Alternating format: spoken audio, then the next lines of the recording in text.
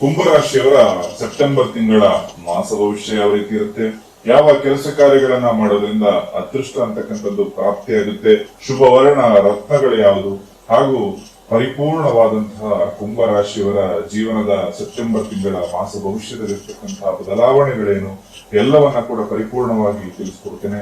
ಮೊದಲನೇ ಸಾರಿ ನಮ್ಮ ಚಾನಲ್ ಬಂದಿರೋ ದಯವಿಟ್ಟು ಸಬ್ಸ್ಕ್ರೈಬ್ ಮಾಡ್ಕೊಳ್ಳಿ, ಹಾಗೆ ಬೆಲ್ ಐಕಾನ್ ಕೂಡ ಕ್ಲಿಕ್ ಮಾಡ್ಕೊಳ್ಳಿ ಅಂತ ಹೇಳ್ತಾ, ಇದು ಕುಂಭರಾಶಿಯವರ ಸೆಪ್ಟೆಂಬರ್ ತಿಂಗಳ ಮಾಸ ಭವಿಷ್ಯ.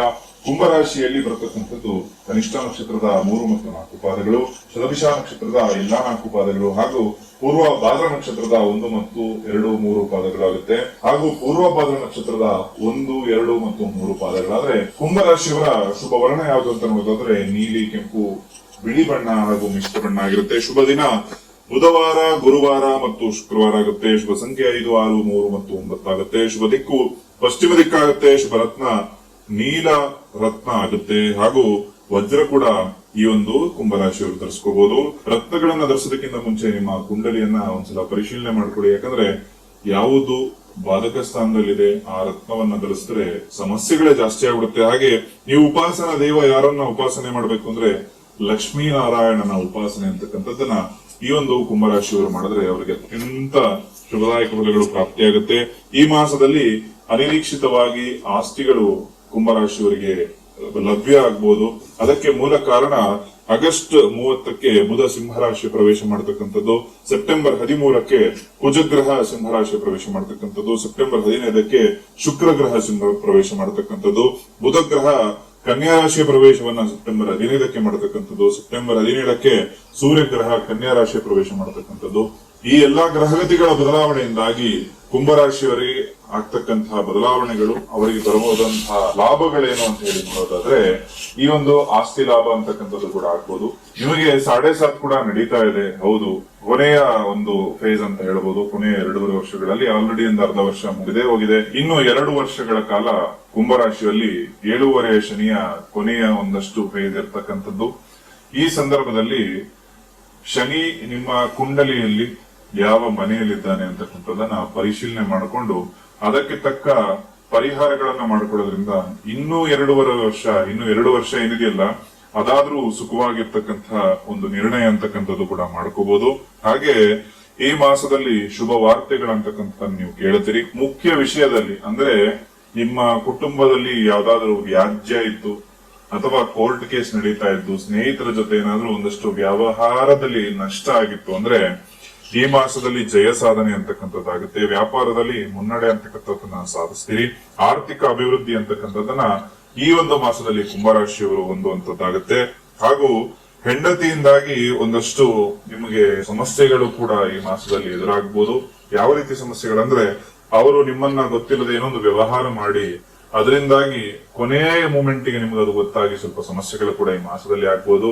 ಅಥವಾ ಗಂಡನಿಂದನೂ ಕೂಡ ಈ ರೀತಿ ನಿಮಗೆ ಹೇಳ್ದೇನೆ ಏನಾದ್ರು ವ್ಯವಹಾರ ಮಾಡಿ ನಿಮಗೆ ವಿಚಾರವೇ ಗೊತ್ತಿಲ್ಲದೆ ಯಾವುದೋ ಒಂದು ಸಾಲ ಮಾಡಿರ್ತಾರೆ. ಇದರಿಂದಾಗಿ ಸ್ವಲ್ಪ ಸಮಸ್ಯೆಗಳಾಗ್ತಕ್ಕಂತಹ ಲಕ್ಷಣಗಳು ಈ ಮಾಸದಲ್ಲಿ ಕುಂಭರಾಶಿಯ ಸ್ಥಳೀಯರಲ್ಲಿ ಇರ್ತಕ್ಕಂಥದ್ದು. ಹಾಗೆ ಈ ಮಾಸದಲ್ಲಿ ಶತ್ರುಬಾಧೆ ನಿವಾರಣೆ, ಮಾಟ ಮಂತ್ರ ದೋಷಗಳು, ನಮ್ಗೆ ಯಾರೋ ಏನೋ ಮಾಡಿಸ್ಬಿಟ್ಟಿದಾರಪ್ಪ, ಅದರಿಂದ ಪರಿಹಾರ ಹೊಂದಬೇಕು, ಎಲ್ಲವೂ ಕೂಡ ಪರಿಹಾರ ಆಗಬೇಕು, ನಾವು ಜೀವನದಲ್ಲಿ ಚೆನ್ನಾಗಿರಬೇಕು ಅಂತ ಹೇಳಿ ವಿಶೇಷವಾಗಿ ಪ್ರತಿದಿನ ಎಲ್ಲರೂ ಕೂಡ ಅನ್ಕೊಳ್ತಾ ಇರ್ತಾರೆ. ಆದ್ರೆ ಈ ಚೆನ್ನಾಗಿರುವಂತಹ ದಿನಗಳು ಯಾವಾಗ ಪ್ರಾರಂಭ ಆಗುತ್ತೆ ಅನ್ನೋದೇ ಗೊತ್ತಿರೋದಿಲ್ಲ. ಹಾಗೆ ಆಸ್ತಿ ವಿಚಾರಗಳಾಗಿರ್ಬೋದು, ಆರೋಗ್ಯ, ವ್ಯಾಪಾರ, ವ್ಯವಹಾರ, ಇನ್ನಿತರ ಪಾರ್ಟ್ನರ್ಶಿಪ್ ವ್ಯವಹಾರಗಳು, ವಿದ್ಯಾರ್ಥಿಗಳಾಗಿರ್ಬೋದು, ಎಲ್ಲರೂ ಕೂಡ ಹಲವಾರು ಸಮಸ್ಯೆಗಳಿಂದ ಬಳಲ್ತಾ ಇರ್ತೀರಿ. ಈ ಎಲ್ಲಾ ಸಮಸ್ಯೆಗಳು ಪೂರ್ಣವಾಗಿ ಪರಿಹಾರ ಆಗ್ಲಿಕ್ಕೆ ವಿಶೇಷವಾಗಿರ್ತಕ್ಕಂಥದ್ದು ಈ ನವರಾತ್ರಿ ಸಂದರ್ಭದಲ್ಲಿ ಮಾಡ್ತಕ್ಕಂತಹ ತಂತ್ರ. ಈ ವಿಶೇಷವಾಗಿರ್ತಕ್ಕಂತಹ ತಂತ್ರವನ್ನ ಮನೆಯಲ್ಲಿ ಎಲ್ಲಾ ರಾಶಿಯವರು ಇರ್ತಾರೆ. ಯಾವ್ದಾದ್ರು ಒಂದು ರಾಶಿಯವರು ಈ ವಿಶೇಷವಾದ ತಂತ್ರವನ್ನ ನಿಮ್ಮ ಮನೆಯಲ್ಲಿ ನೀವು ಆಚರಣೆ ಮಾಡೋದ್ರಿಂದ ಖಂಡಿತವಾಗ್ಲೂ ಆ ಮನೆಯಲ್ಲಿ ವಾಸ ಇರತಕ್ಕಂತಹ ಪ್ರತಿಯೊಬ್ಬರಿಗೂ ಕೂಡ ಅದು ಶುಭ ಅಂತಕ್ಕಂಥದ್ದಾಗುತ್ತೆ. ಯಾವ ರೀತಿ ಅಂದ್ರೆ ಮನೆಯಲ್ಲಿ ಒಂದು ನೆಮ್ಮದಿ ಇಲ್ಲದ ವಾತಾವರಣ, ಪ್ರತಿದಿನ ಬೆಳಗ್ಗೆ ಎದ್ದ ಕೂಡಲೆಯಿಂದ ಸಂಜೆ ರಾತ್ರಿ ಮಲಗುವವರೆಗೂ ಕೂಡ ಮನೆಯಲ್ಲಿ ಜಗಳ ಗಲಾಟೆ ಆಗ್ತಾ ಇದ್ರು ಕೂಡ ಈ ಒಂದು ತಂತ್ರ ಪರಿಹಾರ ಮಾಡೋದ್ರಿಂದ ಎಲ್ಲರೂ ಕೂಡ ಅನ್ಯೋನ್ಯವಾಗಿರುವಷ್ಟು ನಿಮಗೆ ಅಭಿವೃದ್ಧಿ ಅಂತಕ್ಕಂಥದ್ದು ಈ ತಂತ್ರವನ್ನ ಮಾಡೋದ್ರಿಂದ ಅದು ನಿಮಗೆ ತಂದುಕೊಡುತ್ತೆ. ಈ ತಂತ್ರವನ್ನ ಪೂರ್ಣವಾಗಿ ವಿಶ್ಲೇಷಣೆ ಮಾಡ್ತಕ್ಕಂಥದ್ದು ಈ ವಿಡಿಯೋದ ಕೊನೆಯ ಭಾಗದಲ್ಲಿ ತಿಳಿಸ್ಕೊಡ್ತೇನೆ. ಈ ಒಂದು ಮಾಸ ಭವಿಷ್ಯವನ್ನ ಪೂರ್ಣವಾಗಿ ನೋಡಿದ ನಂತರದಲ್ಲಿ ಆ ವಿಚಾರಕ್ಕೆ ಹೋಗೋಣ. ಹಾಗೆ ಈ ಮಾಸದಲ್ಲಿ ಹೆಂಗಸರೊಂದಿಗೆ ಎಚ್ಚರಿಕೆಯಿಂದ ವ್ಯವಹಾರ ಮಾಡಬೇಕಾಗುತ್ತೆ. ಯಾರೇ ಆದ್ರೂ, ಹೆಂಗಸರಾದ್ರೂ ಗಂಡಸರಾದ್ರೂ, ಕುಂಭರಾಶಿ ಸ್ಥಳೀಯರು ಒಂದು ಲೇಡೀಸ್ ಜೊತೆ ವ್ಯವಹಾರ ಮಾಡಬೇಕಾದ್ರೆ ಸ್ವಲ್ಪ ಎಚ್ಚರಿಕೆಯಿಂದ ವ್ಯವಹಾರವನ್ನ ಮಾಡ್ಕೊಳ್ಳಿ ಅಂತ ಹೇಳ್ತೇನೆ.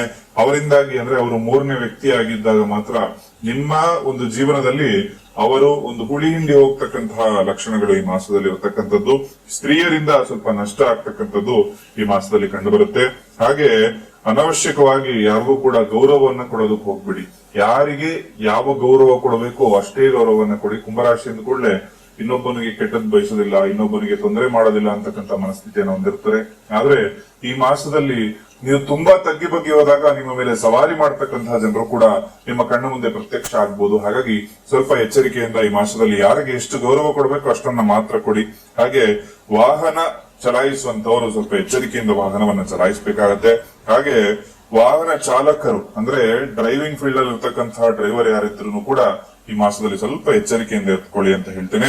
ಸ್ವಲ್ಪ ನಿಶಕ್ತಿ, ದೇಹದಲ್ಲಿ ಒಂದಷ್ಟು ಭಾಗಗಳಲ್ಲಿ, ಕೈ ಭುಜ ಭಾಗದಲ್ಲಿ ಸ್ವಲ್ಪ ನೋವು, ಕೀಲು ನೋವು ಕಾಣಿಸ್ತಕ್ಕಂತಹ ಲಕ್ಷಣಗಳು ಈ ಮಾಸದಲ್ಲಿ ಇರುತ್ತೆ. ವಿದ್ಯಾರ್ಥಿಗಳಿಗೆ ಓದಿನಲ್ಲಿ ಏಕಾಗ್ರತೆ ಅಂತಕ್ಕಂಥದ್ದು ಈ ಮಾಸದಲ್ಲಿ ಜಾಸ್ತಿ ಆಗುತ್ತೆ. ಪ್ರೇಮಿಗಳಿಗೆ ಅವಮಾನ ಆಗ್ತಕ್ಕಂತಹ ಮಾಸ ಇದು ಅಂತ ಹೇಳ್ತೇನೆ. ಕಬ್ಬಿಣ ವ್ಯಾಪಾರಿಗಳಿಗೆ ಅಥವಾ ಕಾರ್ಮಿಕರಿಗೆ ಈ ಮಾಸ ತುಂಬಾ ಶುಭವಾಗಿರುತ್ತೆ. ಪೆಟ್ರೋಲ್ ಎಣ್ಣೆ ವ್ಯಾಪಾರಿಗಳಿಗೂ ಕೂಡ ಶುಭವಾಗಿದ್ರೆ, ಒಂದು ಜೂಜು ಸುಟ್ಟ ಆಡ್ತಕ್ಕಂಥವ್ರು ಖಂಡಿತವಾಗ್ಲೂ ಈ ಒಂದು ವಿಚಾರವನ್ನ ಇವತ್ತೇ ಬಿಟ್ಟುಬಿಡಿ. ಯಾಕಂದ್ರೆ ನಾಳೆ ದಿವಸ ಅದನ್ನ ನಿಮ್ಮನ್ನ ರೋಡ್ ಅಲ್ಲಿ ತಗೊಂಡೋಗಿ ನಿಲ್ಲಿಸ್ಬಿಡುತ್ತೆ. ಸ್ವಲ್ಪ ಎಚ್ಚರಿಕೆಯಿಂದ ಇರಿ ಅಂತ ಹೇಳ್ತೀನಿ. ಲಾಯರ್ಗಳಿಗೆ ಈ ಮಾಸ ಲಾಭದಾಯಕವಾಗಿರುತ್ತೆ.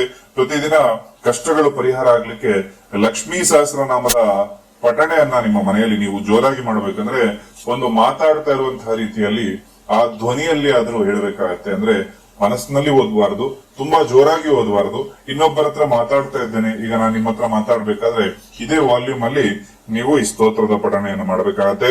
ಈ ಮಾಸದಲ್ಲಿ ನೀವೇನಾದ್ರೂ ಸಣ್ಣ ಒಂದು ನಿರ್ಲಕ್ಷ್ಯವನ್ನ ಮಾಡಿದ್ರು ಕೂಡ ದೊಡ್ಡ ಗಂಡಾಂತರ ಅಂತಕ್ಕಂಥದ್ದು ನಿಮ್ಗೆ ಪ್ರಾಪ್ತಿ ಆಗ್ಬಹುದು. ಅಂದ್ರೆ ಈಗ ಯಾವುದೋ ಒಂದು ಆರೋಗ್ಯದ ವಿಚಾರದಲ್ಲಿ ಸಣ್ಣ ನಿರ್ಲಕ್ಷ್ಯ ಮಾಡ್ತು ಅಂದ್ರು ಗಂಡಾಂತರ ಅಂತಕ್ಕಂಥದ್ದು ನಿಮ್ಗೆ ಪ್ರಾಪ್ತಿ ಆಗ್ಬಹುದು. ಅಂದ್ರೆ ಗೊತ್ತಿಲ್ಲದೆ ಮಾಡಿದಂತಹ ತಪ್ಪಿಗಾಗಿ ಶಿಕ್ಷೆ ಅನುಭವಿಸ್ತಕ್ಕಂಥದ್ದು, ಅಥವಾ ನಿಮ್ಮ ಲೈಫ್ ಪಾರ್ಟ್ನರ್ ನಿಮಗೆ ಹೇಳದೆ ಮಾಡತಕ್ಕಂತಹ ಒಂದು ವಿಚಾರದಲ್ಲಿ ಗಂಡಾಂತರ ಅಂತಕ್ಕಂಥದ್ದು ಈ ಮಾಸದಲ್ಲಿ ನಿಮಗೆ ಬರಬಹುದು. ಹಾಗಾಗಿ ಈ ವಿಚಾರಗಳನ್ನ ಗಮನದಲ್ಲಿಟ್ಟುಕೊಂಡು ಅದಕ್ಕೆ ಬೇಕಾದಂತಹ ಪರಿಹಾರಗಳಂದ್ರೆ ಅವ್ರಿಗೆ ಮೊದಲೇ ಹೇಳ್ಬಿಡಿ, ನನಗೆ ಗೊತ್ತಿಲ್ಲದೆ ಏನಾದ್ರು ವ್ಯವಹಾರ ಮಾಡಕ್ ಹೊರಟಿದ್ರೆ ಖಂಡಿತವಾಗ್ಲೂ ಮಾಡಕ್ ಹೋಗ್ಬಿಡಿ. ಯಾಕಂದ್ರೆ ಈ ರೀತಿ ಹೇಳಿದಾರಂತೆ ವಿಡಿಯೋನೇ ತೋರಿಸ್ಬಿಡಿ. ಹಾಗಾಗಿ ಈ ಮಾಸದಲ್ಲಿ ಬರಬಹುದಾದಂತಹ ಕಷ್ಟಗಳು ಈ ರೀತಿ ಇರುತ್ತೆ. ಅದೆಲ್ಲವೂ ಕೂಡ ಪೂರ್ಣವಾಗಿ ಪರಿಹಾರ ಆಗ್ಲಿ. ನಿಮ್ಮ ಮನಸ್ಸಿನಲ್ಲಿರ್ತಕ್ಕಂತಹ ಕೆಲಸ ಕಾರ್ಯಗಳು, ಆಸೆ ಆಕಾಂಕ್ಷೆಗಳೆಲ್ಲವೂ ಕೂಡ ಈಡೇರ್ಲಿ ಅಂತ ಹೇಳಿ ಭಗವಂತನಲ್ಲಿ ಪ್ರಾರ್ಥನೆಯನ್ನ ಮಾಡ್ತಾ ಈ ನವರಾತ್ರಿ ತಂತ್ರ, ಈ ಮಾಸದಲ್ಲಿ ಮಾಡಬಹುದಾದ ತಂತ್ರದ ಬಗ್ಗೆ ಈಗಾಗಲೇ ತಿಳಿಸ್ತಾ ಇದ್ದೆ. ಆ ತಂತ್ರ ಏನಪ್ಪಾ ಅಂತಂದ್ರೆ ವಿಶೇಷವಾದ ಪಂಚದೀಪವನ್ನ ಮನೆಯಲ್ಲಿ ಹಚ್ಚುವಂಥದ್ದು. ಈ ಪಂಚದೀಪಗಳು ಅಂದ್ರೆ 5 ದೀಪಗಳು ಹಚ್ಚಬೇಕಾದ್ರೆ ಖಂಡಿತವಾಗ್ಲೂ ಇಲ್ಲ, 5 ರೀತಿಯ ಎಣ್ಣೆಗಳನ್ನ ಸಮನಾಗಿ ಮಿಶ್ರ ಮಾಡಿ 2 ದೀಪವನ್ನ ಮನೆಯಲ್ಲಿ ಹಚ್ಚಬೇಕಾಗತ್ತೆ.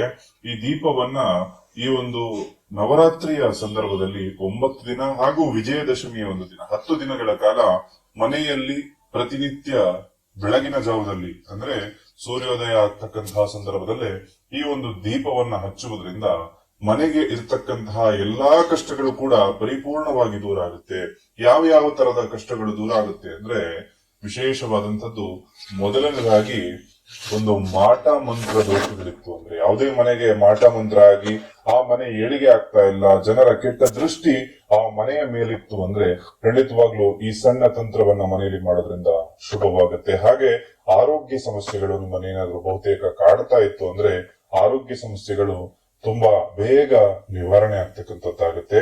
ಇದರ ಜೊತೆಯಲ್ಲಿ ವ್ಯಾಪಾರ ಅಭಿವೃದ್ಧಿ ಆಗ್ತಾ ಇಲ್ಲ, ಎಷ್ಟೇ ಕಷ್ಟಪಟ್ಟರು, ಎಷ್ಟೇ ಶ್ರಮ ವಹಿಸಿ ವ್ಯಾಪಾರ ಮಾಡ್ತಾ ಇದ್ರು ಕೂಡ ವ್ಯಾಪಾರ ಅಭಿವೃದ್ಧಿ ಆಗ್ತಾ ಇಲ್ಲ ಅಂದ್ರೆ ಈ ತಂತ್ರವನ್ನ ಮನೆಯಲ್ಲಿ ಮಾಡಿ. ಇದರ ಜೊತೆಯಲ್ಲಿ ಶತ್ರುಗಳಿಂದ ನಿಮಗೆ ಏನಾದ್ರೂ ತೊಂದರೆ ಆಗ್ತಾ ಇದ್ರೆ, ಶತ್ರುಗಳು ನಿಮಗೆ ಪದೇ ಪದೇ ತಂಟೆ ತಕರಾರುಗಳನ್ನ ಮಾಡ್ತಾ ಇದ್ದಾರೆ, ನೀವು ನಿಮ್ಮ ಪಾಡಿಗೆ ಇದ್ರು ಪುನಃ ಪುನಃ ಬಂದು ನಿಮಗೆ ತೊಂದರೆಯನ್ನ ಕೊಡ್ತಾ ಇದ್ದಾರೆ, ಯಾವುದೇ ಕೆಲಸಕ್ಕೆ ಹೋಗ್ತಾ ಇದ್ರು ಕೂಡ ಅಡೆತಡೆಗಳನ್ನ ನಿಮ್ಮ ಶತ್ರುಗಳು ಮಾಡ್ತಾ ಇದ್ರೆ ತಂತ್ರವನ್ನ ಮಾಡಿ. ಹಾಗೆ ದಾಂಪತ್ಯ ಜೀವನದಲ್ಲಿ ಏನಾದ್ರೂ ಬಿರುಕು ಮೂಡ್ತಾ ಇದ್ರೆ, ಇಬ್ರು ಕೂಡ ಗಂಡ ಹೆಂಡತಿ ಮದುವೆಯಾಗಿ ಬಹಳ ವರ್ಷಗಳೇ ಕಳೆದಿದ್ರು ಕೂಡ ಇನ್ನೂ ಸಾಮರಸ್ಯ ಇಲ್ಲ, ಪ್ರತಿನಿತ್ಯ ಮನೆಯಲ್ಲಿ ಗಲಾಟೆ, ಅತ್ತೆ ಸೊಸೆ ಗಲಾಟೆ ಆಗ್ತಾ ಇದೆ, ನಾದಿನಿಯಿಂದ ಕಿರುಕುಳ ಆಗ್ತಾ ಇದೆ, ಈ ರೀತಿ ಮನೆಯಲ್ಲಿ ಹಲವಾರು ರೀತಿಯಾಗಿರ್ತಕ್ಕಂಥದ್ದು, ಒಬ್ಬರನ್ನ ಕಂಡ್ರೆ ಒಬ್ಬರಿಗೆ ಆಗದೇ ಇರ್ತಕ್ಕಂತಹ ವಿಷಯ ಕೂಡ ಮನೆಯಲ್ಲಿ ನಿರ್ಮಾಣ ಆಗ್ಬೋದು.